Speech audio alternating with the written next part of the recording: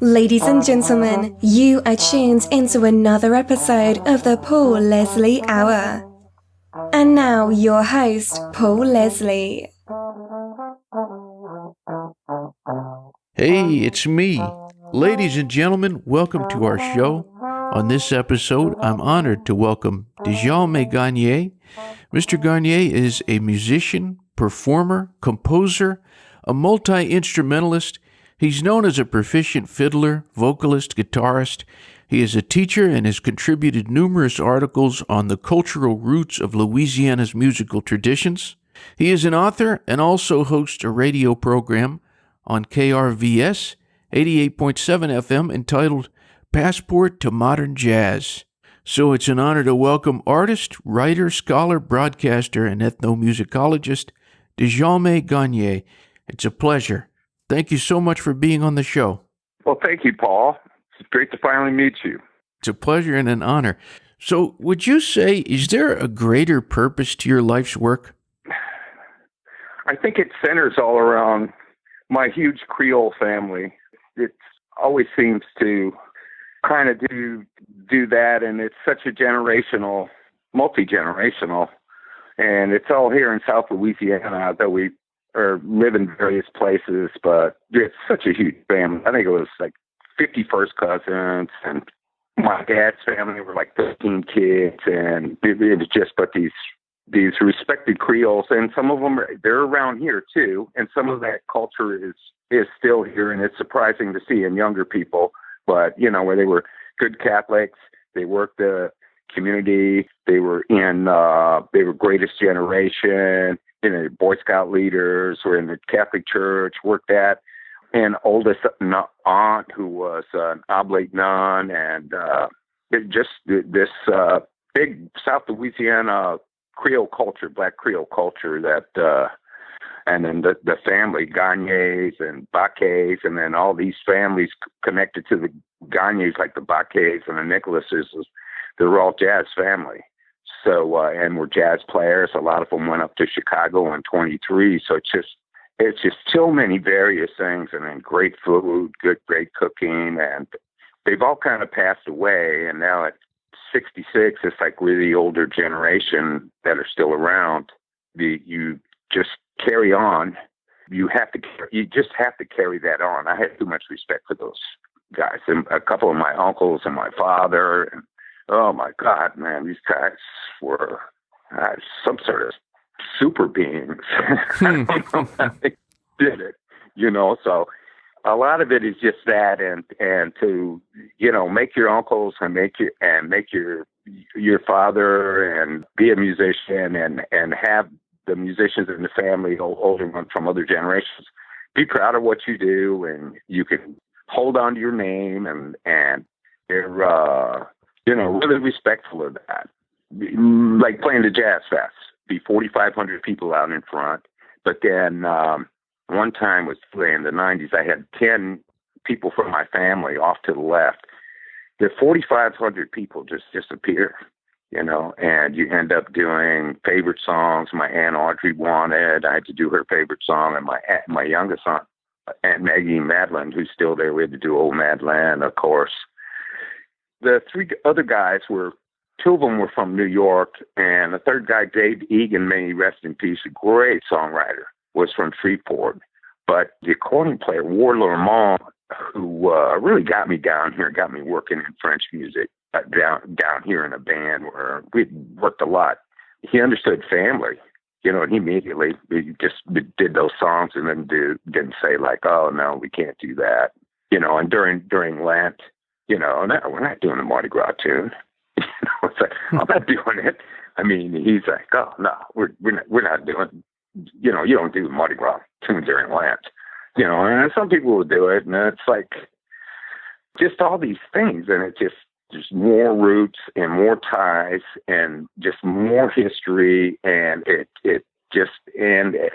greater purpose is just to kind of serve that, and then it gets into Catholicism, and a lot of it Thomas Merton and where your community and your family, you're here to serve that. That's that, no matter what. And you do try to do that. You do the best you can with what you have.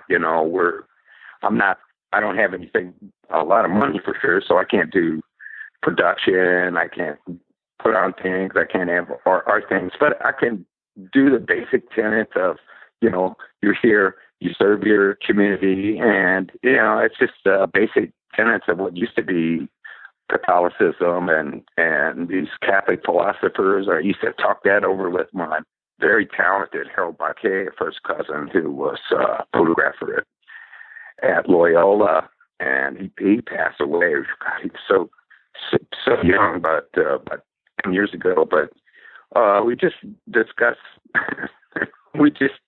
philosophy, Catholic philosophy, and at the same time, we were just saints. Not at all, but we understood that, and doing stuff for your aunts and your cousins and your uncles, and you're always that just comes first. And we weren't. I had other cousins. They did a much better job at that. They did much better. And my cousin Kathleen in New Orleans, her house, I don't know what she's doing right now. People were worried about it because her house was always full. It was always full with people, and they were coming from out of town. There was family. There were new babies. There's people from right down the block who were family and cousins. And no matter what, that always pulls you back.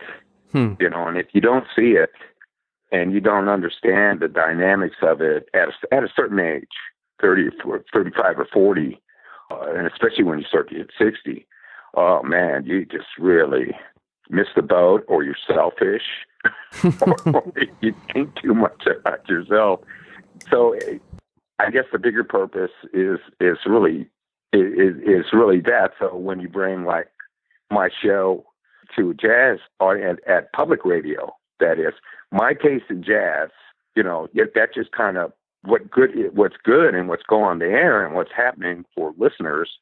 That's one thing. But my taste, what I want to hear, I played standards. I like standards. I like the American songbook. But that's really not what jazz is about. And it took me years of doing the show to finally come to the idea that and the concept that a definition for jazz, I just wouldn't give. I just would not give. It's going to be so incomplete, and jazz can be this and jazz can be that. It just has to be very happening, kind of experimental, kind of push the envelope a little bit. It can be straight ahead. It can be just American songbook, but if it's recorded, you really want to do that and keep what jazz started out as, where it's always being called, if it's new and it's really good, it's probably going to be called noise by a lot of people. And there's probably some success at that. But, people want to hear, if they want to hear, I do have a listener that I see once in a while, and she really, really loves the Sun Ra. So, okay. So I'll play some Sun Ra. It's hard to go through Sun Ra. It's got a lot of stuff. And then all the great jazz teachers that are in the music department, they're listening. So they have certain tastes, I know. And then pianists, there's a few jazz guys around town.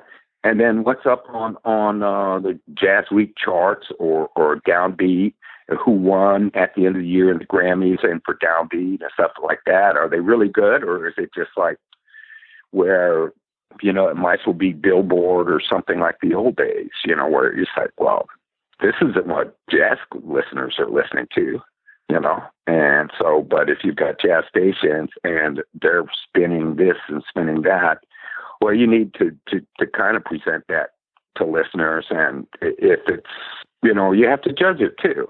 Sometimes listeners are just, I don't know, they're just safe. They're not listening to Allison Miller's Boom Tick Boom.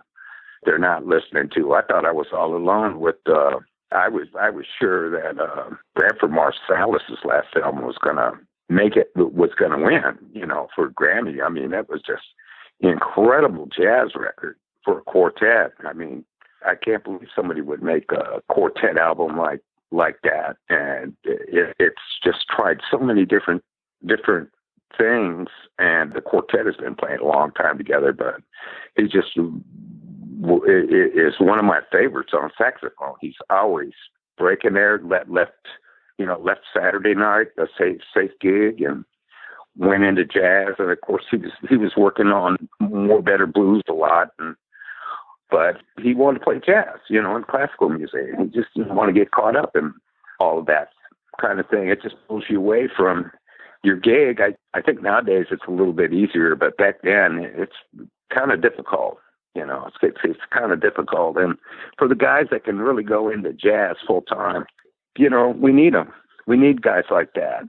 Wayne Shorter and the late John Abercrombie when he was there, and not just great jazz players, but they really have a hard time making a living, or they're so good, they get into New York market or LA or wherever they're at, and they get called for so many other sessions that they just start making money, and jazz gigs they just don't have as much time. That's it. You just don't have as much time for it. So, but it's got to be promoted. It's just you might even have better words. It's like one of our few art forms. Yeah. That was really created here, that out of almost nothing, and then the roots in Louisiana, and then the roots, like my Uncle Herman was saying. Well, in Louisiana, he saw how jazz came about. He heard marching bands, which I had a great grandfather who was in, and then to small combos where it went to 5-piece, and it's not really swinging. It's just that 2-beat jazz, and then and there's no improvisation. And then when it comes into the 20s, he said he started hearing there's a little improvisation going on particular songs.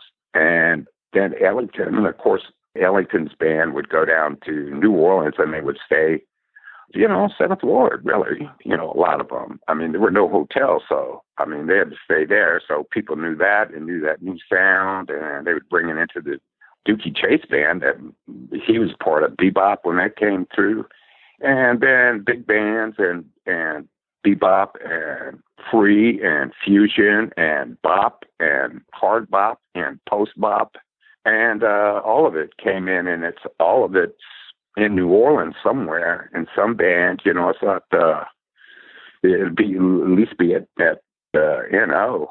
You just hear a lot of it. It's here, and it's part of my family too. So it's I don't know how. I just talk about it, and it is or some of the best. Some of the best, in particular, is a black art, like Art Blakey and Miles Davis. And then, the idea that it was pretty much from South Louisiana and Creole and the way it got started. You have a French, and you have these black Creoles that, everybody speaks only French, really. So that they're studying in France and in good universities there and learning harmony and theory and being composers and conductors and learning all of that. It really kind of does come down, and then you have these, it just sets up something in the community where we do like change. I think we think a lot of times this all came from us, but not really. A lot of things that we think are really cool and very black and stuff like that are just simply African. Gumbo is from Senegal. Some of the theory and harmony existed in classical music, and that's where they grab a lot of things from. So just a huge knowledge that you need, that I always thought the jazz producers and DJs that I listened to, they were aware of, and they had played, or they were club owner, like Howard Rumsey in LA, where he had played bass, and Chuck Niles, and you have to know a little bit of it. Just being a fan is not quite, if somebody wants to break something down to you harmonically, or they're talking multiple rhythms or something. You can talk, or you can see it in a text, in a music text, the combinations of it. And it just, it makes it complicated, but at the same time, it's kind of simple. And then its history it's always kind of tumultuous and change. It's always about change. And I think if it lays into something, like I thought it was going to lay into hip hop and we were going to be having just jazz from hip hop. And I was finally accepting that. And then all of a sudden, these kids under 30, like Cecile McLaurin-Salvant, with an acoustic piano trio, they're just doing Marathon Songbook and show tunes, but just breaking them down. Some of them are, standards are 11 minutes long. And Erin Deal is at the piano, and they just experiment. She's coming out with, I think it's with, something's coming out at the end of the year because she's always been writing these short songs, and they always have singers like that. They always have training. They sung plenty of opera, and they went to school, and she studied in France, and she's actually a Creole from Miami. One of her parents is Asian, and the other one is French. So she studied there, but she's a great jazz singer, and her blues is incredible, and then the French songs she grabs, they're just so progressive. They're just, I don't know where she gets these songwriters from, but she's just hip. She's just really hip. The whole band is. They part of that change, but then there's some other young people, and they're all part of that change too. So it's something to watch. It just doesn't sit around and get jazz does not sit around and say, all right, we got this great formula, it's working, everybody's making plenty of money, great, let's go. It doesn't. It's like, well, this is getting musically stagnant for me. Let's, what are we going to do? So, well, let's just play this standard, and in the middle, we'll just turn it into a free tune. And very few people could. John Abercrombie was doing that. How do you do that? Or I don't even understand. I haven't done that. Very little have I ever done that. And that whole concept, because it's real strict. You play the song and you get very complicated with it, but you still stick to form and you still stick to the changes, but you can put other changes on top of those changes. And, it just gets the jazz could be just very so complicated. And then big band, what people think of as big bands. Whoa, man, big bands are very progressive, very progressive. The charts and the arrangers are known by jazz players and really respected. They're heavy duty, and they get good, and they all have to have academic gigs somehow, or else they can't live. So they got North Texas State, or they'll be in Miami, or they'll be at these great schools, or in New Orleans. Just this. Great schools and great music schools, and the people running the jazz big band or jazz program or the arrangers they're always good. Even at UL here, the guy's great, incredible, and he can do concert band stuff, but he can write, he knows arrangers, and he can give you some great arrangers. I've learned a lot from them, and I'm always kind of scared playing arrangers, because I know they know somebody that's really happening right now but nobody knows who it is. And that's the way jazz guys are a lot of times too. Everything stays underground, and the guy's really hot, but one thing just all underground, or he's touring with people a little bit, or he's doing conducting work for so-and-so. And, it's heavy, it's really kind of heavy, but I don't know. You've done a lot of interviews with jazz people. They're interesting people, that's for sure. Always. Yeah. That's what I like about them. And they could be professor. A lot of people, wow, they're not really, he's a professor over here and stuff like that. I don't know. When in the 70s, when we were young, you could do that, and mostly people went 2 years of college, and then bam, they started getting gigs and stuff like that. And there were very few people in academia that were doing gigs, but nowadays you really have to have something somewhere, to survive. And when it gets off season and the festivals close up, now I don't know, but they'll figure out. I'm sure they'll figure out what to do. I would think some of them would. And then their lessons, Jesus, they're all like at least $100 an hour, and well worth it too. I mean, to get a lesson from some of those guys would be intimidating, And I'm real easy backstage with musicians. I could talk to them, and and stuff like that, Paul. But, you know, when I run into Ivo Papazov or Masikowski from in New Orleans, you know, he's from Astral Project, the guitarist. He came up and did a small workshop, but man, I'm not saying anything to the end. You know, I'm not asking a question if I could do anything. I just wait and wait and wait, you know, and then it's kind of, man, he's scary, you know, he's just so scary, man. How can you have one chord and just, it sounds like you're going through 12 keys in your solo? You know, what is that? How do you do that? And do it like smooth, like Mozart running through changes, you know, it's just so smooth. And then Ivo Papazov, the Bulgarian Romani clarinet player, I've never heard anybody stretch a clarinet, I mean, that far up and change the pitch. Nobody in New Orleans could do that. I don't know how he does it. He's so scary. And the band is like 30 years, and they're all the best Bulgarian Romani musicians, and they've been together for 30 years, and they always do traditional weddings. They always go home and do these Romani weddings. But out live, man, it sounds like, I would say, and he even mentioned them too, Frank Zappa and the Mothers of Invention. That's the dynamics and the way the music just hits you, and the musicianship, all of this stuff at once, and some sort of music that you don't quite understand. You know, they'll probably tell you, and the guy's got the best cabal player, best accordion player, best everything. And then the drummer, it sounds like Bulgarian Romani hit Tony Williams' Lifetime. To me, the first time I saw him, and I couldn't believe it. And they're still holding the dance. The Bulgarian Romani dance line, or the Romani dance line, is still going on.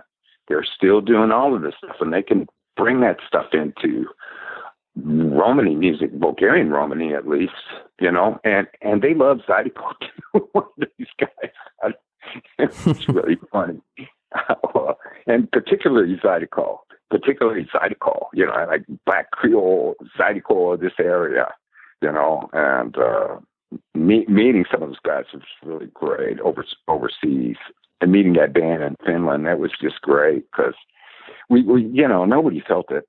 At home, Finns are beautiful, and Scandinavia is great. Norway's great. Finland's great. You know, and the way they play traditional music, and then the way we play traditional music, it was something. But when we ran into each other, you know, getting lunch or whatever it was, but man, we just hit it off, and you don't have to talk history. We both got an awful history. You don't have to talk about the incredible musicians, you know.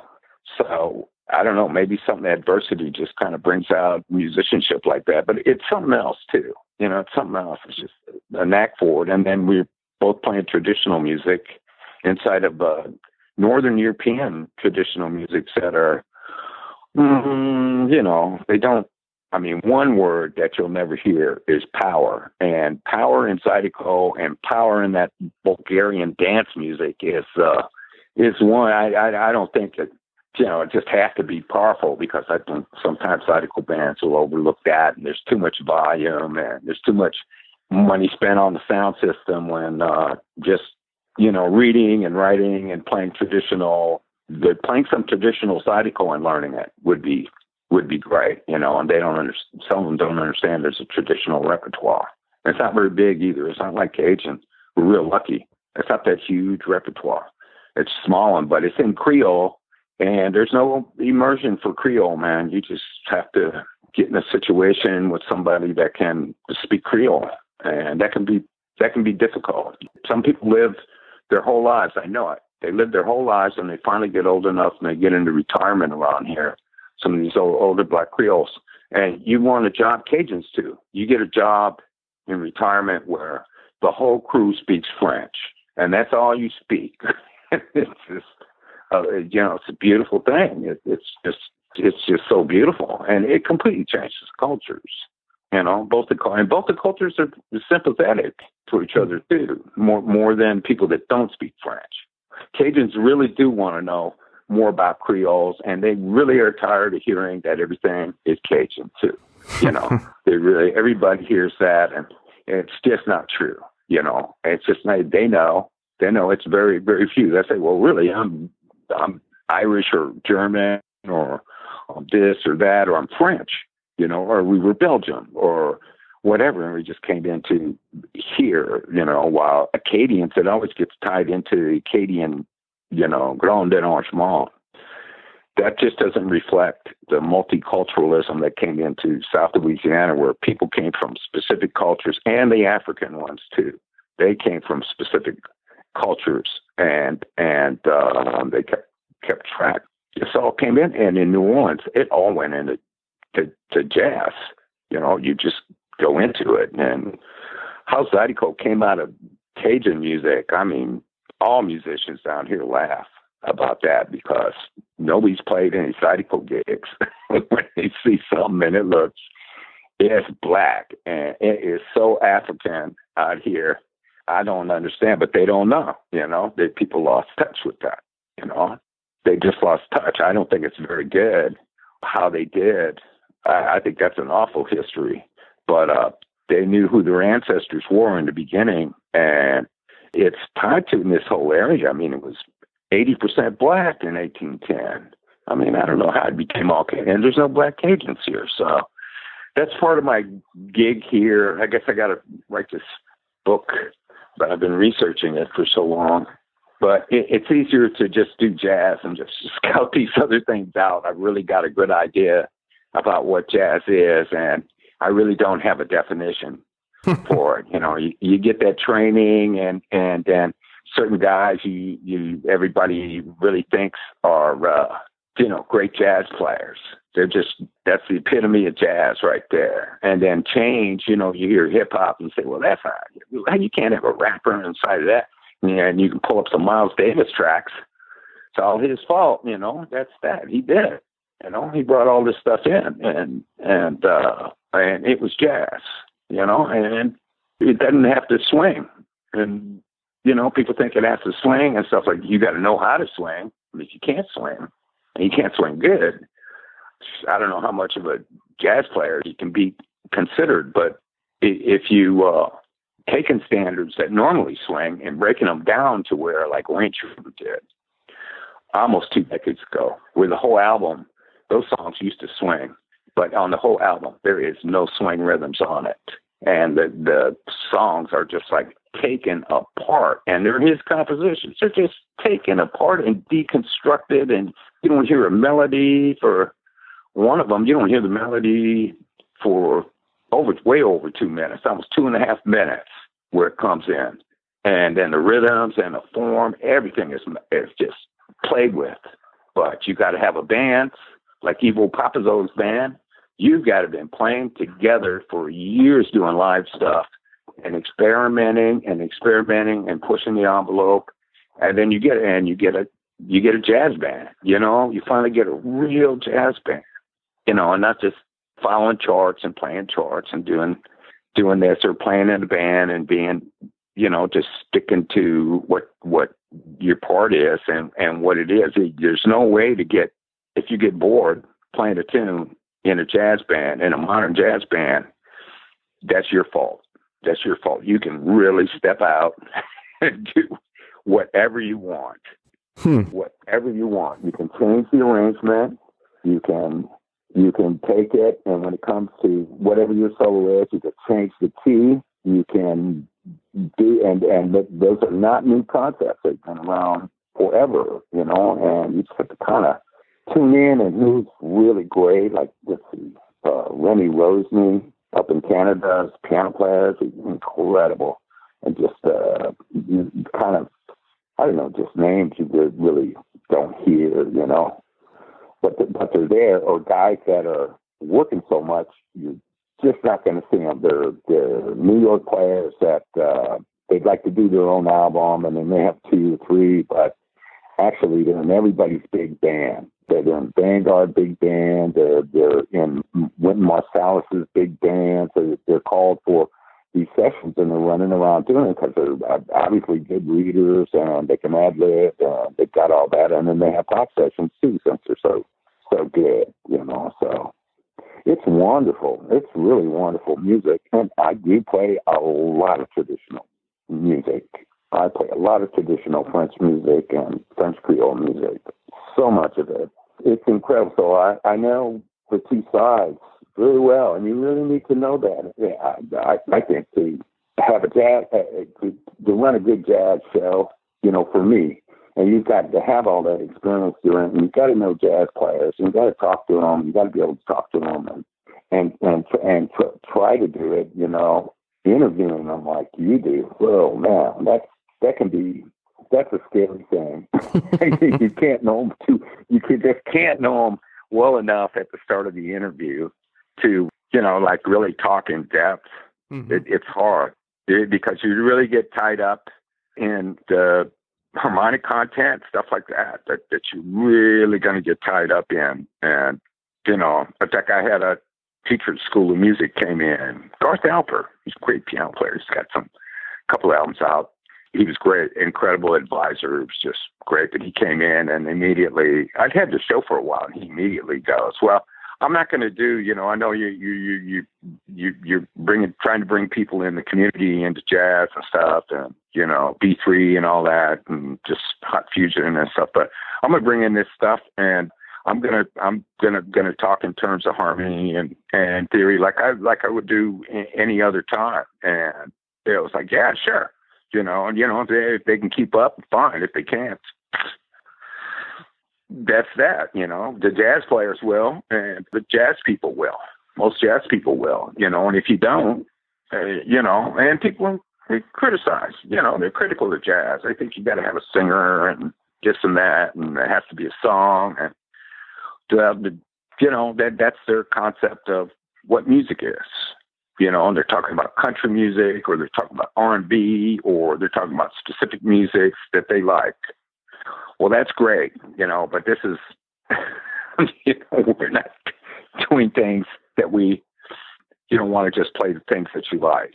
And I'm sure that comes out. It's bound to come out, I think I want happening tracks. No matter what it is, I want a happening track on it. And I'll play some interesting things.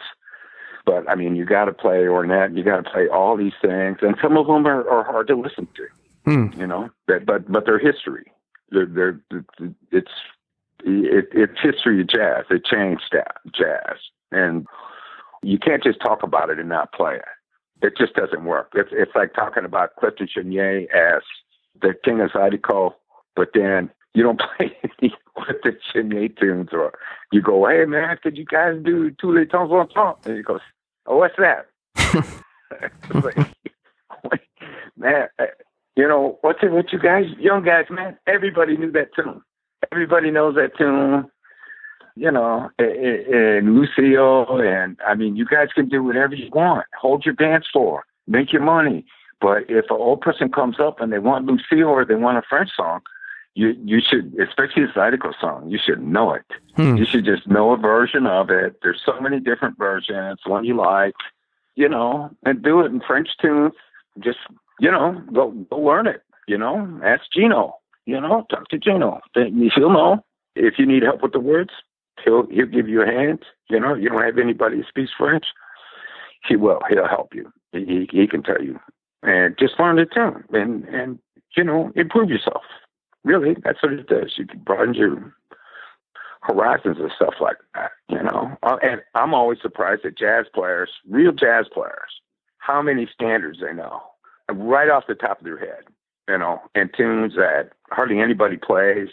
The best ones will know the tune. Oh yeah,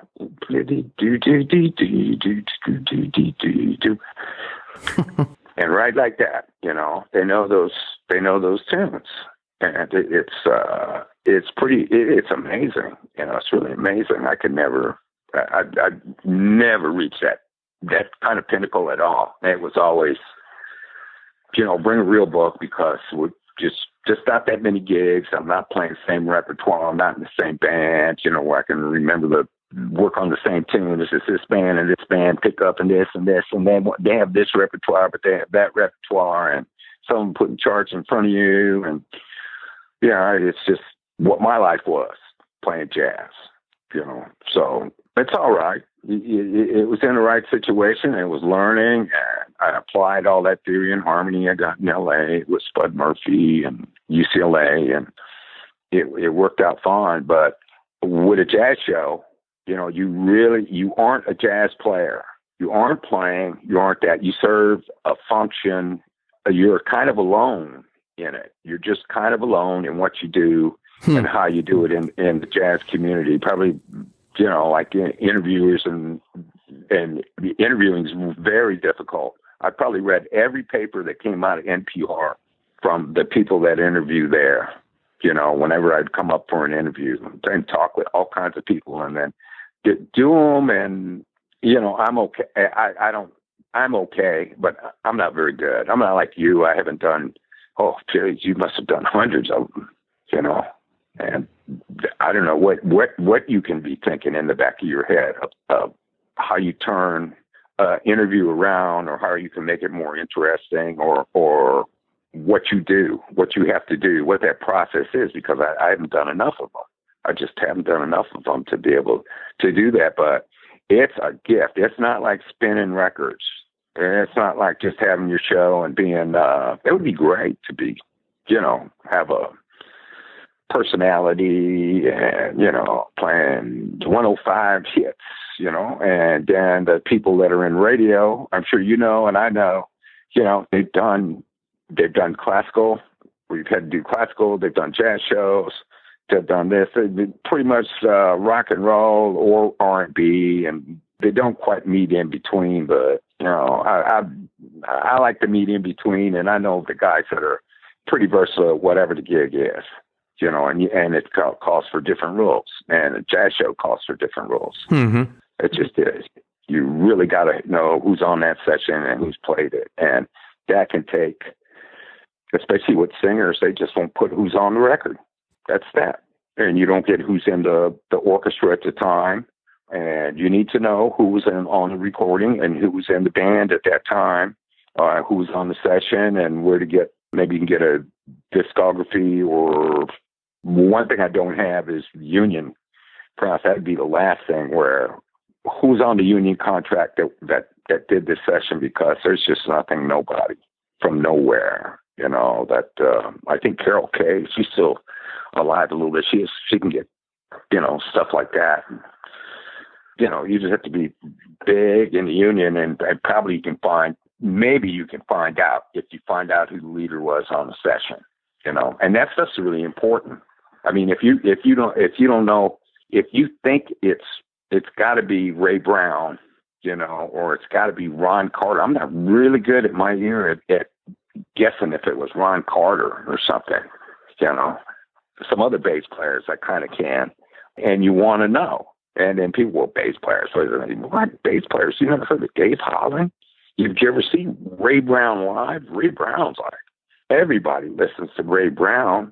Everybody. He really made bass in the sound and the tone and everything. And then there's so many bass players nowadays, upright players, and jazz players that are so good. They're just so good, but everybody likes Dave Holland, and you wonder, well, what is this English guy? What the heck's he doing here in New York City and moved here? and then we have to go back and you think, well, wait, man, when in the 60s, this guy was like every jazz band that came to England got Dave Holland, and it didn't matter who you were. You get Dave Holland because he could do a gig. And when I saw him in Miles's band in like 70 or something, or 71, Jesus Lord, man, this long-haired guy, some guy named Chick Corea on keyboards, and that's my brother and I were really young, and some of our friends, and we saw Jack DeJohnette come out.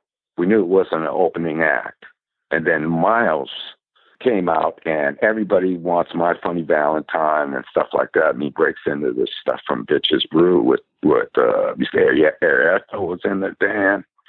I think the saxophonist Bill Evans was with him at that time. I'm not sure, but man, they tore it up, man. They just, I liked it. Everybody, the young people really liked it, but the older people that came there too, they were expecting something much different. much different. We didn't know who these guys were. I didn't know who Chick Corea was. If you were a session player, you'd know who he was. And he was on some recordings, and he'd been out doing some stuff, but everybody knew who Jack DeJohnette was, for sure.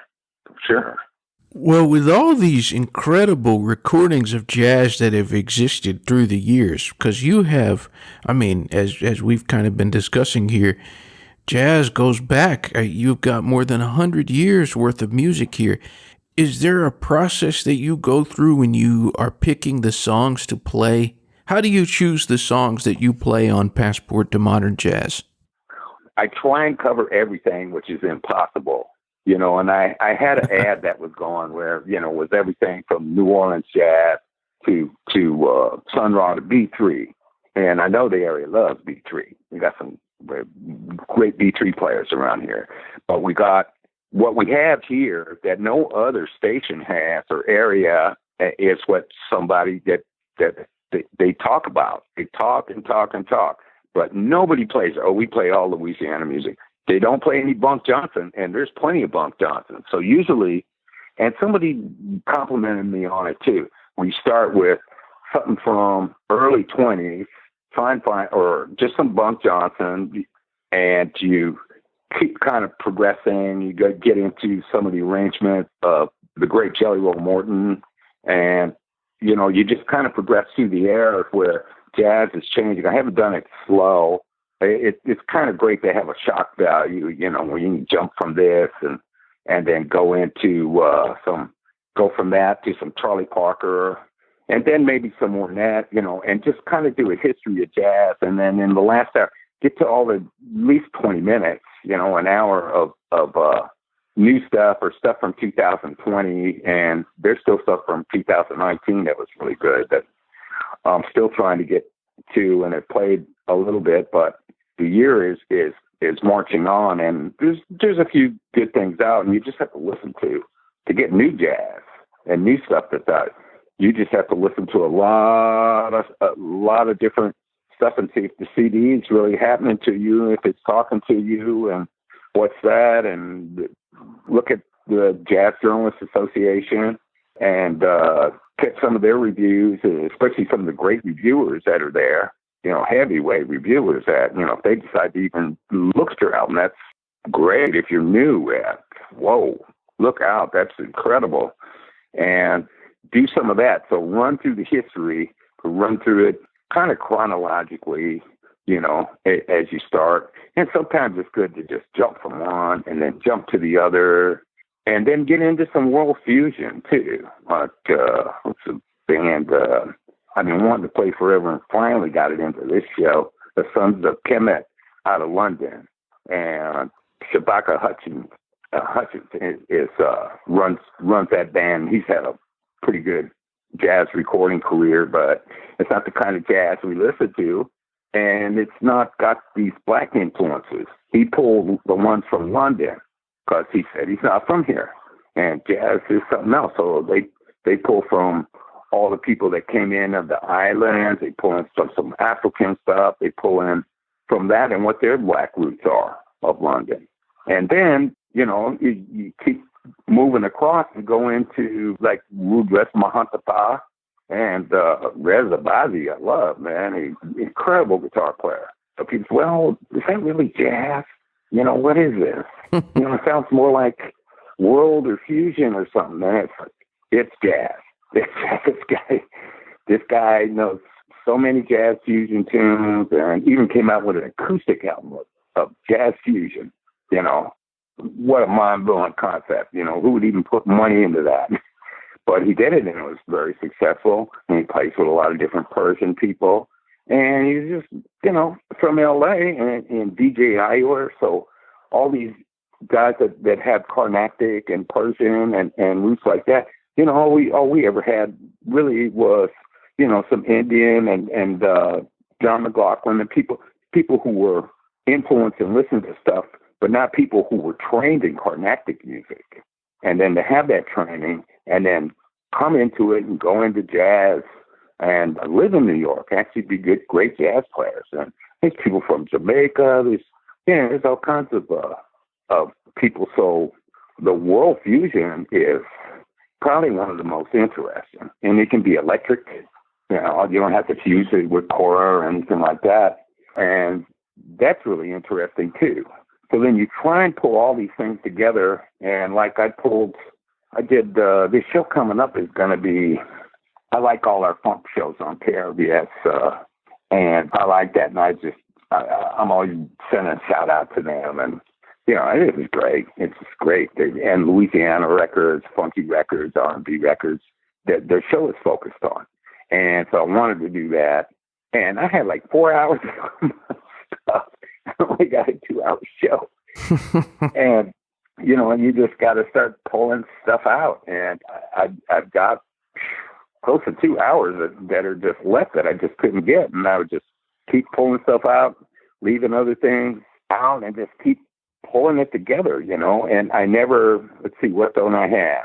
I couldn't find any boogaloo, and it would be great to have something from the boogaloo era and jazz. I guess that would be bop and post-bop. But, stuff's funky, and it's funky. You can have it in jazz, and you can still have some changes and stuff like that. That's kind of, you have these themes, and the themes are always running, and there's, I don't know how many combinations. You can run instruments, you can run forms, you can run, what do they call it? They don't call it big band anymore. It's like the large ensemble, progressive large ensembles. You can just run things like that. And then, you just like, oh man, I love Weather Report. And then you can do an all, like almost an hour weather report. And that stuff's always good. That is just, it's just great. It's just so good. And Joe Zawinul is the only one that could take all these electric keyboards and bring them into jazz and bring them into modern jazz. And a lot of people won't give him credit, but he knew his standards. He played with Cannonball Adderley for a long time, and Cannonball Adderley's one of the best alto players there ever was in modern jazz. And when he decided to do his thing, and with Wayne Shorter doing a lot of writing for the band too, I mean, there's just too many choices in jazz, and trying to focus it and kind of keep it kind of disciplined too. You just can't, I can be kind of this and kind of be that. You want to keep some sort of form, like you got a Polish avant-garde theater piece, there's always something holding it together. It just can't be something off the top of your mind in college when you were young and you didn't have something with glue holding it together, and something needs to kind of hold it together. And I always heard that on jazz shows, when I was listening to guys they would do, and I was always wondering what the theme was. One time it was trombones, and I didn't even notice it, but that's a theme. You can run great trombone or great modern trombonists, or Latin, or there's just so many others that it's always hard. And once it comes in, a 2-hour show is really hard to do. It would be a lot easier if it was every day for an hour, and then I could probably get to more current CDs and things like that. But that would have been, there'd be more listening. You'd have to listen, kind of like putting things on, and without kind of listening to them and at least a little bit, and deciding if this is a great track that will fit the show, that's dynamic and is happening and keeps within that jazz, kind of perspective, or takes another perspective.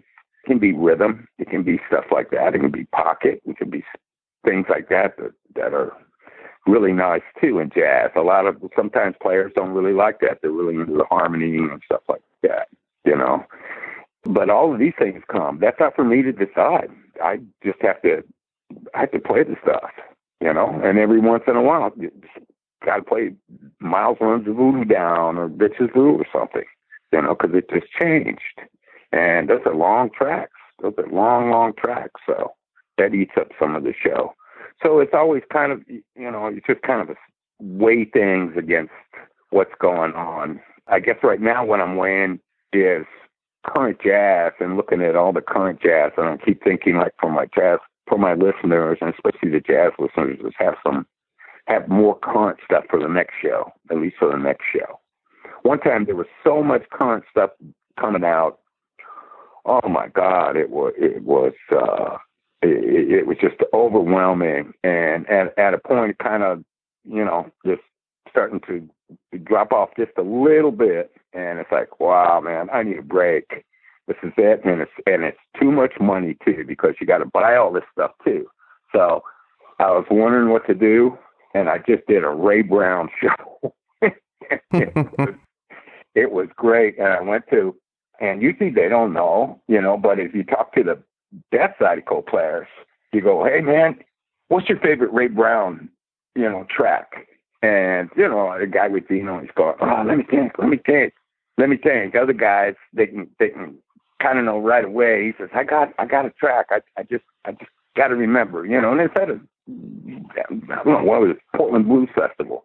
And, when you're talking to good people like Lee Allen Zeno or somebody like that, or Chuck Bush, with Bojack forever, and cats like that, man, they know. They really do know. So you can kind of, I had a really great show, it came out. I found some things too, but there's more than 2 hours with the jazz and his history. He's married to Ella Fitzgerald, and he was an incredible businessman too. So some of those stories are great. And he kept playing till, I don't know, but he influenced everybody. And nobody has a better sound. And he used to practice like 8 hours a day. He was on top. That's it, man. There's only one way to do it. And I guess he realized that and just did it. And man, with the trio, oh my God, man, they played so much that it's pretty amazing. It's really amazing. You hear these people, jazz players in particular. Other people, you hear them and it's really good, and it is incredible, and it's some fantastic playing. But some of this stuff is just superhuman. How they do things like that, it doesn't appear like they're doing anything. Like Jack DeJohnette, it appears he's doing nothing. He never breaks a sweat. It doesn't seem like, and he is really great, and he makes everybody in the band comfortable. And I just caught on to that, and I loved his fusion band. He had one of the best in the 80s. He called in some great players, wrote some great tunes for that one. So it's really difficult. I'm glad you asked me that. I need to let that out, Paul. Something you mentioned at the beginning of the show when I was asking you about the greater purpose is you mentioned food. And two of the greatest exports from Louisiana. There's so many things, great things that come from Louisiana. Music, but also food. So I'm hoping you can tell the listeners out there, where is the best place to eat in Louisiana?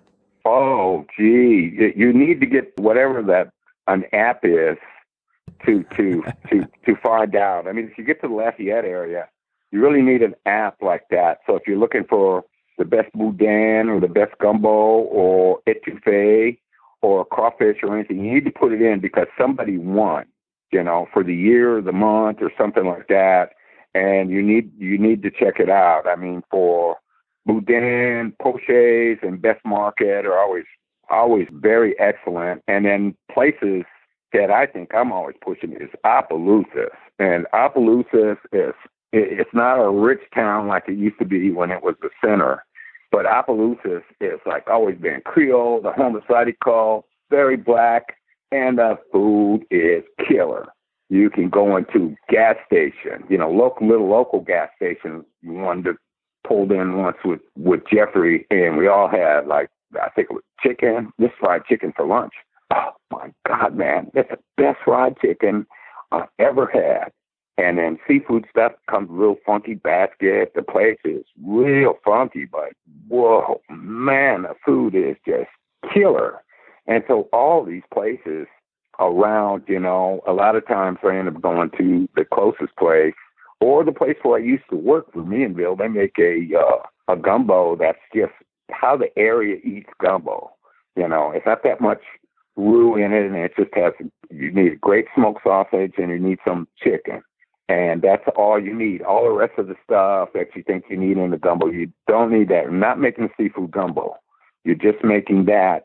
And that's what a gumbo for the weekend. It doesn't cost much. You just have onions and bell pepper and stuff, but you need to make a dark roux.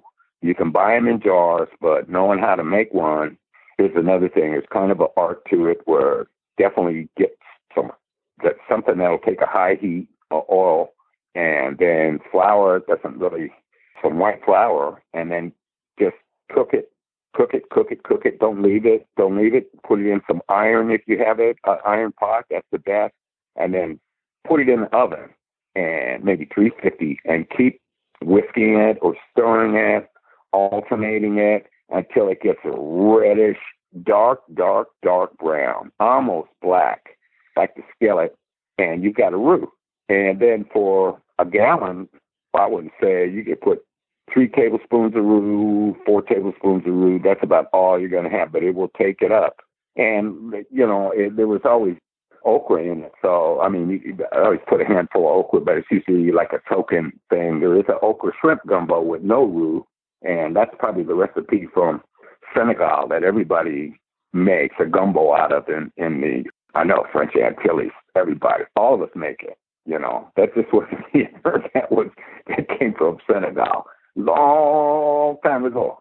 And when you're in New Orleans, that's a more upper class cooking. There's more money. All the chefs are mostly trained. Everybody has a French cooking, a little bit of French cooking professionally around here too. You need to know if you don't have this and you don't have that, where do you fall into it? And I see that they fall into cooking techniques of Southern France, where you just take this and you take that, and you do cook in your area the way it is. And it can be difficult, but any of the top places in New Orleans, whatever's open now after this SARS-CoV-2 little thing is closed down in a lot of places, but, any of the big, those are always great. Getting out here is different, and you may end up driving 20 miles out in the country or somewhere for cracklins or boudin or whatever you like. But real fancy food, everybody out here is very country oriented, and the best gumbo you're not going to get in a restaurant. That's because they probably use a old hen or something like that, and you won't be able to get like cabri if you can get it. And then there's a red boudin that's basically against the law. That's very, very good, and it's very rich, very, very rich. So it's just so much stuff out here, and a lot of it is just French cooking. Like what's the name? It's like a stuffed stomach, and you can have a cow, or you can have a chaudin, a pig, and it's like a sausage, but it's stuffed, and then it's like cooked like a roast, and then sliced, and the gravy. You can't eat much. I'll tell you, Paul, it is so rich. But all that stuff is out here. Cracklins you want to get right when they're cooked, and they're still kind of runny inside, and they're nice and spicy. Those are really good, but man, those have gone up. Those are very expensive now, and it only takes like a quarter pound of a bag, but they're very good. It's just really good. There's just a lot of Korean. It's just everything that it keeps getting pushed. Like anything that was Creole just gets pushed to the side. Well, this is all Cajun. Well, this is all Cajun. So it's like, all right, what are you talking about? I'm in the Creole community. There's nobody Cajun. Ain't no black Cajuns out here, and everything's Creole. Well, that's not true. It's like, well, you say you brought this from, because it always goes into Nova Scotia and Acadie, old Acadie. And I said, you telling me that you brought this? Say, you ever been up there? I was on tour. I went through there. You don't cook like this, and they don't know how to dance. But where do you think this came from? And y'all didn't get here till the 1760s anyway. But you deny, black Creoles any kind of thing out here. I don't understand it at all. I really don't want to think too deep about it because it only says one thing, But the older French-speaking Cajuns that I know, they're on our side. Most French-speaking people, they're on our side. They understand French culture and how they're all really different, and how down here it's much like the Antilles. It's more like the Antilles. that ever was about Canada. There's just way too many black people.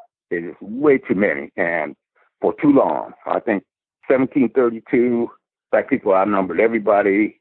Everybody spoke French, no English. Out here in Acadie, in Acadiana, it was 1810 census was 80% black. I guess you could just say, wow, they were slaves or something like this. It's like, that may be, but concepts have changed. We're learning, well, these are people too. You want to talk about humanity. It's like, what, you want to take away their rights as people? That's them. Those people back then, and we don't understand these the two crowns, what they were doing to all these people and what they thought. Have no idea. We can't understand it. And the French that come into here, they feel guilty about it. They feel it's their fault. They colonized all this stuff and started it, but it's really got very little to do with a lot of them.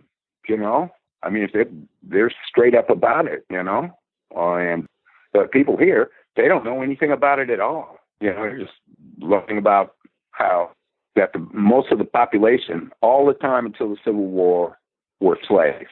The biggest part of the population was slaves. They outnumbered everybody. And free people of color that they like to talk about, there weren't that many. So where's the Zydeco music coming from? Well, let's see. The free people of color, they're probably in the plantation and they're doing a little quadrille and they're trying to get along and, maybe get a step up. But the real music and dance, and it was always dance, it's always connected to dance in the African form of music, of dance, drum, song, not melody, variation, all that, those Euro-Western concepts. There's always dance with it, and the dance will kill you. The dance, watching the dance floor, and the dance floor is always evolving. It's always evolving. The next step, the next thing, just like West Africa. It is so African. And the food goes with it too. The food is just killer. It's just killer. And a lot of it's got to do with black people. It doesn't have anything to do with Cajun.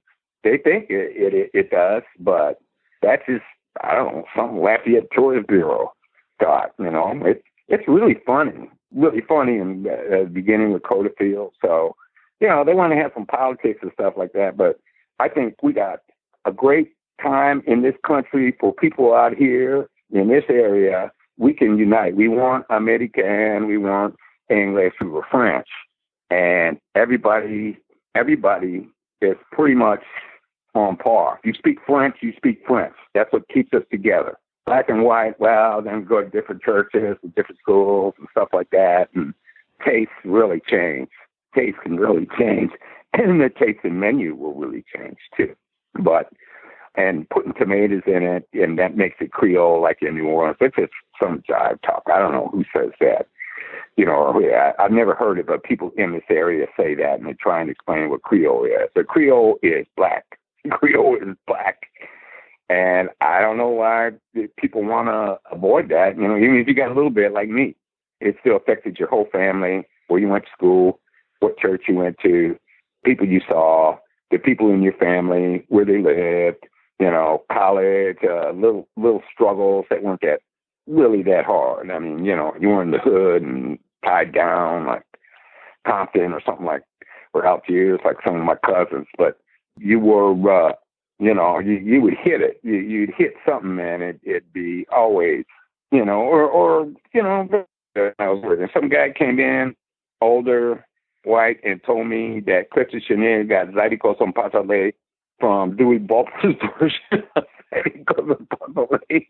And Zydeco Son Pasale is old Jude, a call and response in Creole, Louisiana Creole, that just goes back. It probably goes back to the 18th century, some form of it, but dance, call and response, how the rhythms are, who's got the influential rhythm that's come in from West Africa or Congo.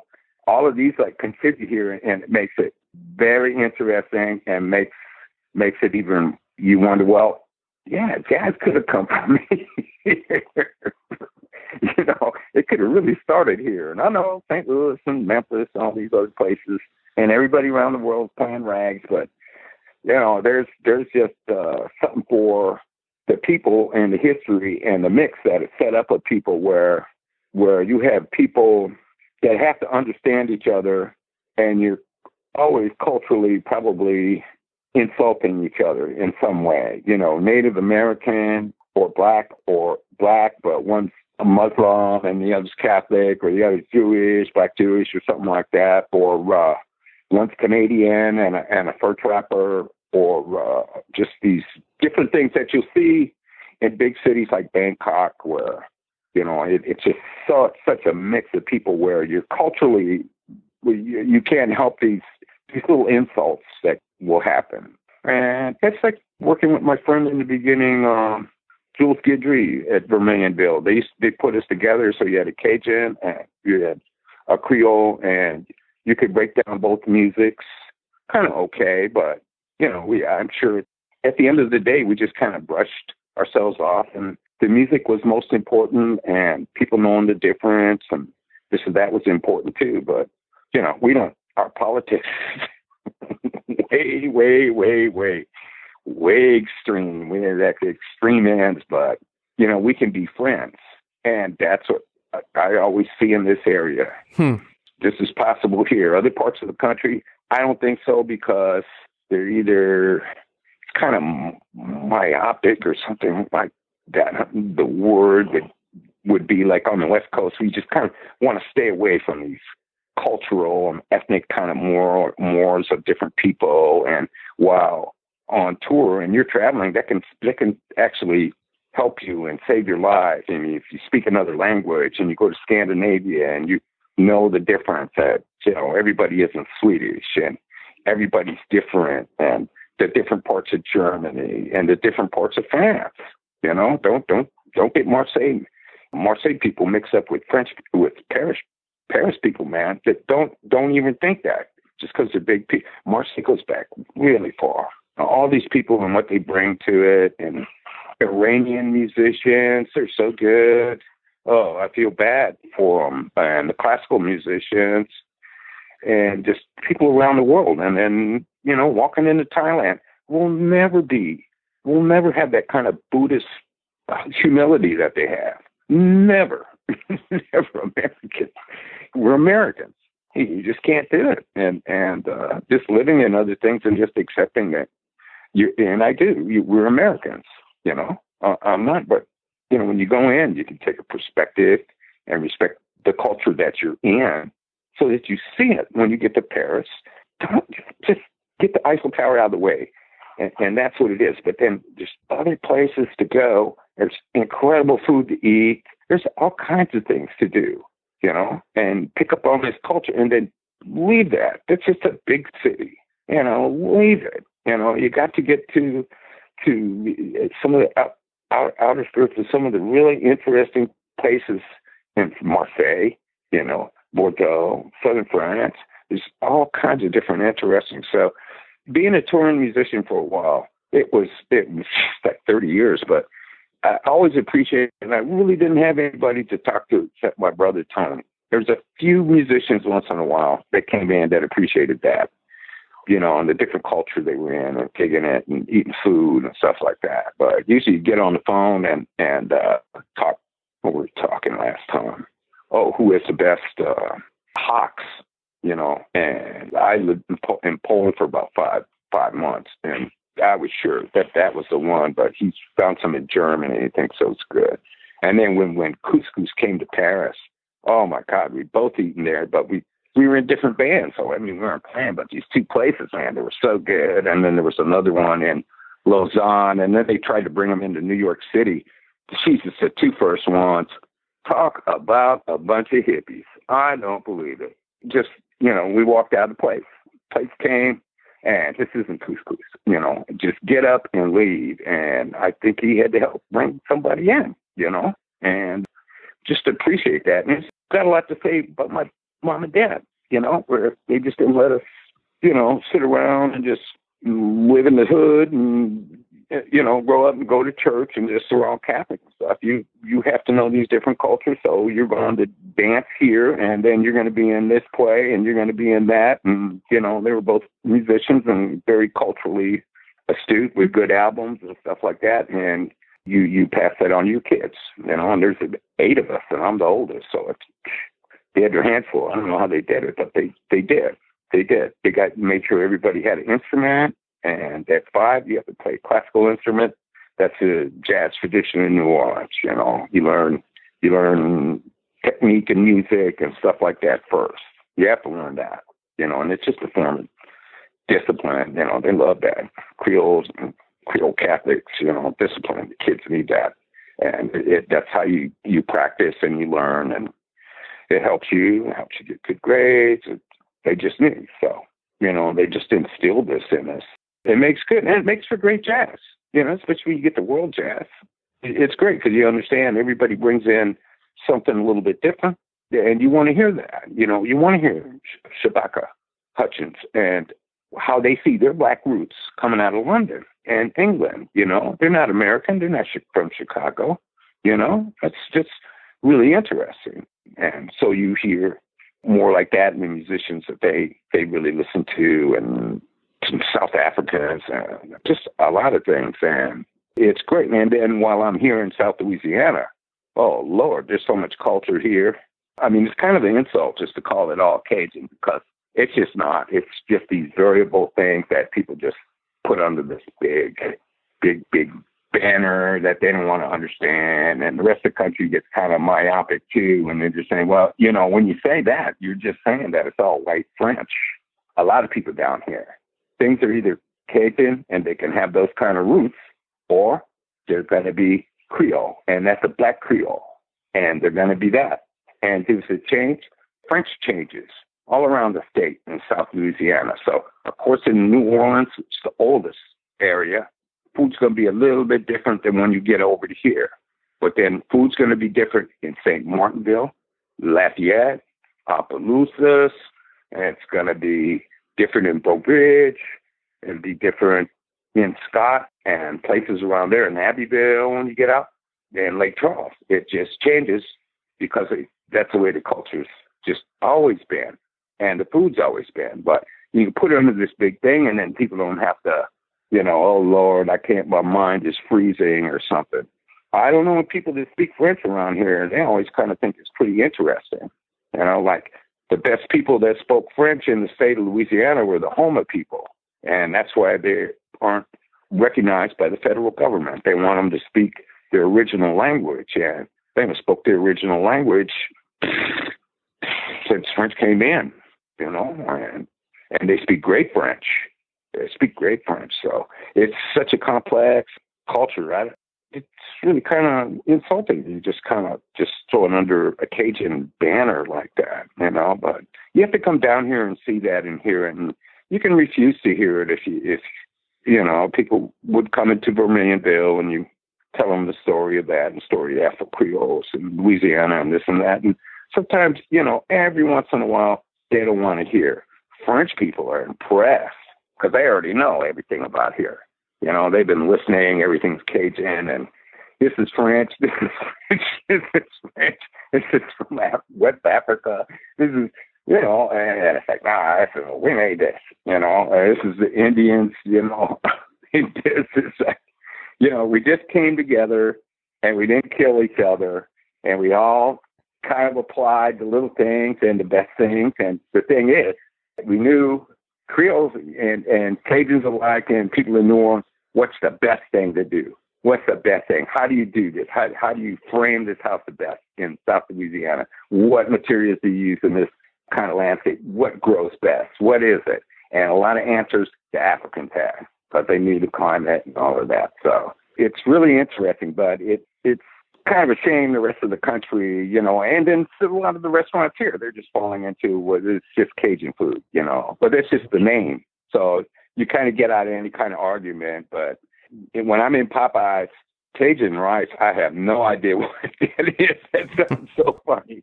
There's no rice up in Acadie. Rice came from Africa, and nobody knew what it at first people except the Africans knew what it was.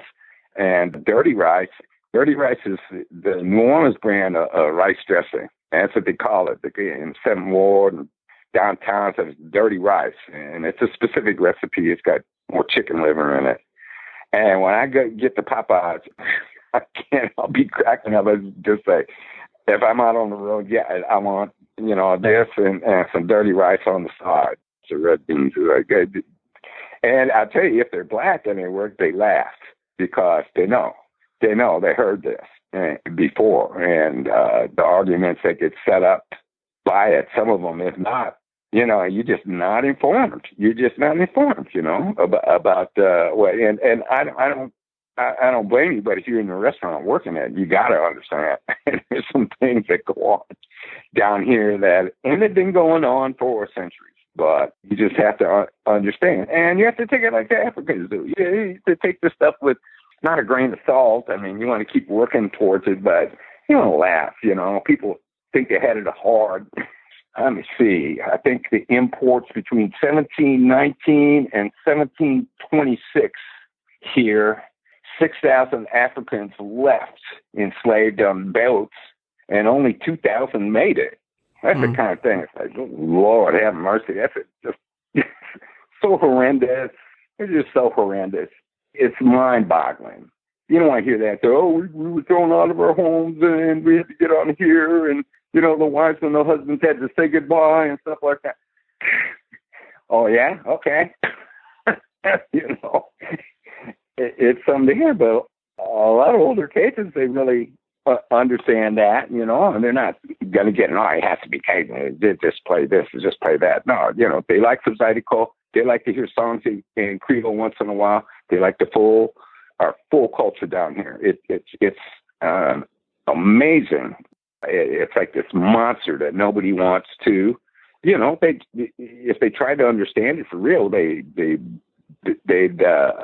realize, like, I guess you got to be an academic or something, how huge and how beautiful that is, and how there'll always be these kind of clashes, family, African ethnicities that people, different people have, but who as Creole still rides a horse, who's been in Zydeco for like 3-4 generations of family people.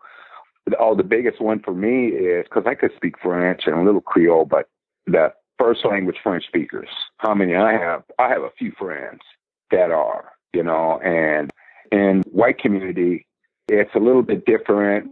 There's always the school and having to write 100 lines and things like that. And learning. That's why in the black community, there were no schools. People were trying to learn, I believe, English, but there really was nowhere to do it. The schools, some people were lucky enough that they had schools and they were able to go to school and they didn't have to work.